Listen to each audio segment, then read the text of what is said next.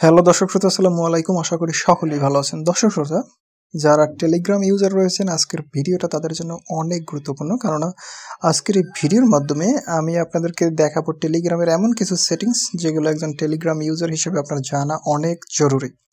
But দেখা যায় 90% লোকই কিন্তু এগুলো জানে না। তো চলুন আমরা শুরু করি। প্রথমত আমরা টেলিগ্রাম অ্যাপসটাকে ওপেন করে নেব। দেন আমরা আমাদের উপরে এখানে পেয়ে যাবো 3 লাইন, এইটার উপরে একটা ট্যাপ করে দেবো।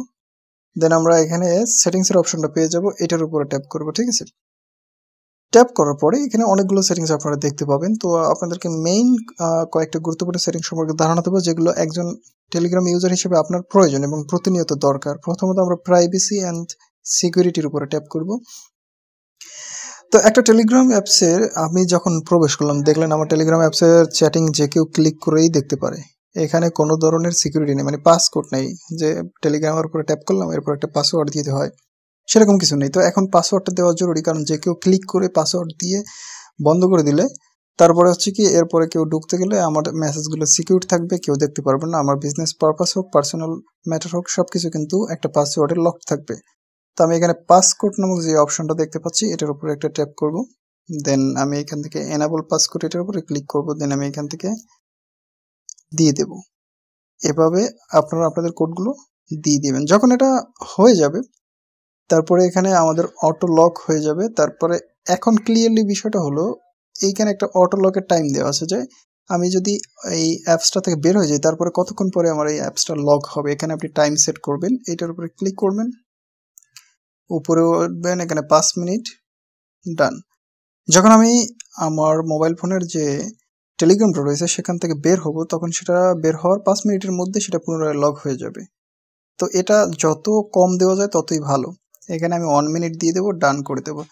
মানে আমার যতক্ষণ ব্যবহার করার প্রয়োজন পড়েছে আমি ব্যবহার করেছি, তারপর বের হয়ে গেলাম। 1 মিনিটের মধ্যেই আমার টেলিগ্রামটা লক হয়ে গেল। আবার ঢুকতে গেলে আবার পাসওয়ার্ড দিয়ে ঢুকতে হবে। আশা করবো সেটিংসটা আপনাদের ভালো লাগবে। নেক্সট আমরা ব্যাকে যাব। ব্যাকে যাওয়ার পরে দর্শক শ্রোতা, আর একটা গুরুত্বপূর্ণ সেটিংস রয়েছে। এখানে দেয়া আছে অটো ডিলিট মেসেজ, মানে টেলিগ্রাম তো আর স্থায়ীভাবে সবার মেসেজ রাখবে না, এগুলো নির্ধারিত সময়ের পরে ডিলিট হয়ে যাবে। তো এটা বন্ধ কিভাবে করবো, জাস্ট এটার উপরে ক্লিক করব এবং এখানে অফ এটার উপরে ট্যাপ করে দেবো।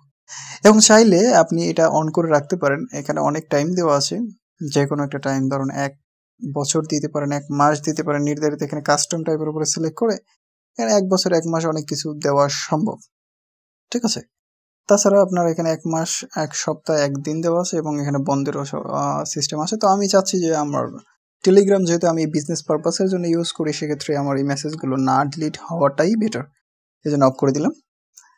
তো আমরা ব্যাকে চলে আসলাম। নেক্সট আর একটা গুরুত্বপূর্ণ সেটিংস রয়েছে এবং সেটা হয়তো আপনারা অনেকেই জানেন না, প্রাইভেসি।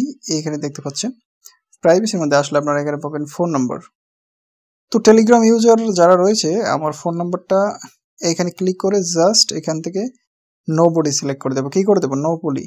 এখন who can find me by my phone number, এটা আমি এভরিওয়ান করে রেখেছি, যে আমার ফোন নাম্বার দিয়ে যদি কারো কাছে আমার পার্সোনাল ফোন নাম্বারটা থেকে থাকে তাহলে সে চাইলে টেলিগ্রামে আমাকে খুঁজে বের করতে পারবে।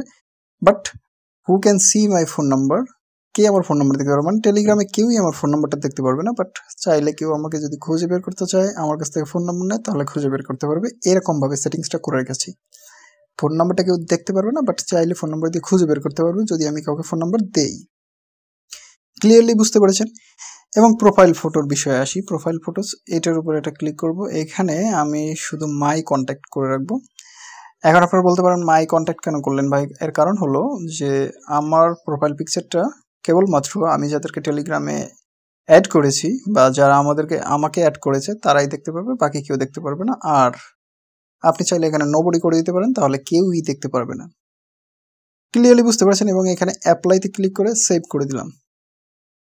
তো মোটামুটি আমাদের যা প্রয়োজনীয় সেটিংস একজন ইউজার হিসেবে জানা দরকার সেগুলো জানিয়ে দিলাম। আর একটা সেটিংস রয়েছে 2 স্টেপ ভেরিফিকেশন, যেটা এইটার উপরে ক্লিক করতে হবে।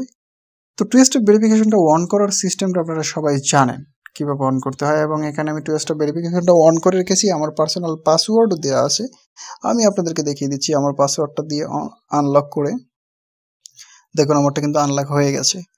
তো এখানে চাইলে আপনি চেঞ্জ পাসওয়ার্ডে ক্লিক করে পাসওয়ার্ড চেঞ্জ করতে পারেন, নতুন করে দিতে পারেন, অথবা এটাকে যদি আমি ডিসেবল পাসওয়ার্ড করে ডিসেবল করে দিই তাহলে এটা আমার 2 স্টেপ ভেরিফিকেশন অফ হয়ে গেছে। এখন আমি এটাকে অন করবো আবার পুনরায় এবং সেটে পাসওয়ার্ডে ক্লিক করব।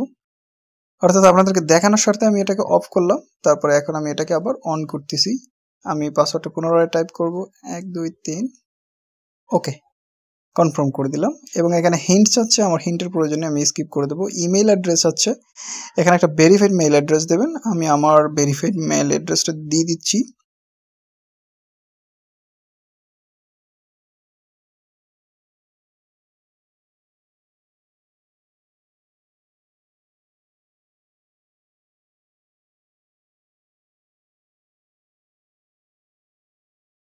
ওকে, ফাইনালি আমার ভেরিফাইড অ্যাড্রেসটা দেওয়া শেষ। মেইল অ্যাড্রেস দেওয়ার পর এখন আমার এই মেইল অ্যাড্রেসে একটা কোড যাবে, যেটা টেলিগ্রাম সেন্ড করবে, এবং এই কোডটা যদি আমি এখানে দিয়ে দিই তো আমার অ্যাকাউন্টটা ভেরিফাই হয়ে যাবে। যেমন আমার মেইলে কোডটা চলে এসেছে, যেটা হচ্ছে 328177।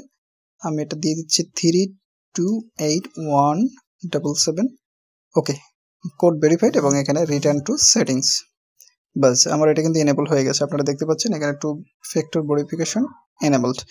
আচ্ছা, ফাইনালি কথা হচ্ছে আমাদের সেটিংসগুলো কিন্তু ক্লিয়ারলি সেট করা শেষ। এই সেটিংসগুলো একজন টেলিগ্রাম ইউজার হিসেবে আপনার প্রতিনিয়ত জানা দরকার, না হলে কিন্তু আপনি যে কোনো ধরনের সমস্যায় পড়তে পারেন বা বিভিন্ন বিপদেও পড়তে পারেন।